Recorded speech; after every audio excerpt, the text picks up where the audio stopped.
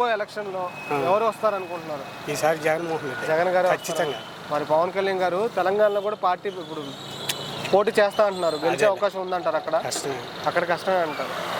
ఏంటి మరి పవన్ కళ్యాణ్ గారు ఇక్కడ సింగిల్గా పోటీ చేయకపోవడం కారణం? అది ధైర్యం లేదంటారా? విజయ్ గారు ధైర్యం లేదంట. విజయ్ గారు టాప్ గారు అసలు సినిమా యాక్టర్ ఉండి ఓకే భారీ మెజార్టీతో గెలిచాడు కదా. ఏంటి మరి పవన్ కళ్యాణ్ గారికి విజయ్ గారికి తేడా ఏంటి?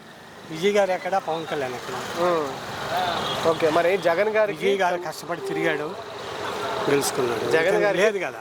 జగన్ గారికి చంద్రబాబు గారికి పరిపాలన తేడా ఏంటంటే? పరిపాలన అంటే అన్నీ ఇచ్చారు కదా జగన్మోహన్ రెడ్డి, ప్రతి ఒక్కటి ఇచ్చారు. చంద్రబాబు నాయుడు ఏం చేశాడు? ఇప్పుడు క్యాంటీన్ తప్ప ఇంకేముందా? మరి వీళ్ళ హయాంలో అమరావతి పూర్తి అవుద్దంటారా? వచ్చే జగన్మోహన్ రెడ్డి నెక్స్ట్ జగన్ గారు పాదయాత్ర చేస్తానంటున్నారు, గెలిచే అవకాశం ఉందంటారు? గ్యారంటీ గెలుస్తారు. ఎక్కువ 150 ఆడతాయి. ఓవరాల్ గా మొత్తంగా మీరు ఏ ప్రభుత్వం రావాలనుకుంటున్నారు? నెక్స్ట్ జగన్మోహన్ రెడ్డి ప్రభుత్వం రావాలి.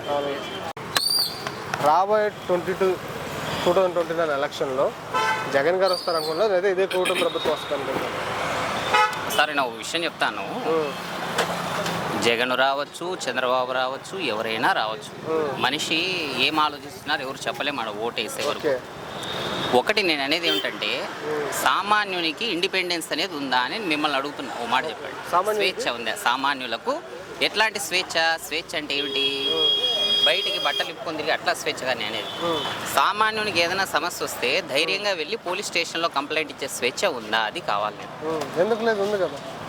మీరు అంటున్నారు బయట అంతా నెట్వర్క్లు, పెదరాయుడు పంచాయతీలు, చిన్నరాయుడు పంచాయతీలు, సెటిల్మెంట్లు ఇవి జరుగుతున్నాయంత. ఈ రాజకీయాలు ప్రజలకు ఏమైపోయిందంటే రాజకీయాలు అంటేనే విసుగు వస్తుంది. ఊటిని ఏదో మీరు అంటున్నారు అంటే మాట్లాడుతున్నారు అంతే.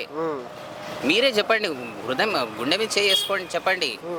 ముందు సీసీ కెమెరా నిఘా అనేది ఉండాలి, బాగుండాలి.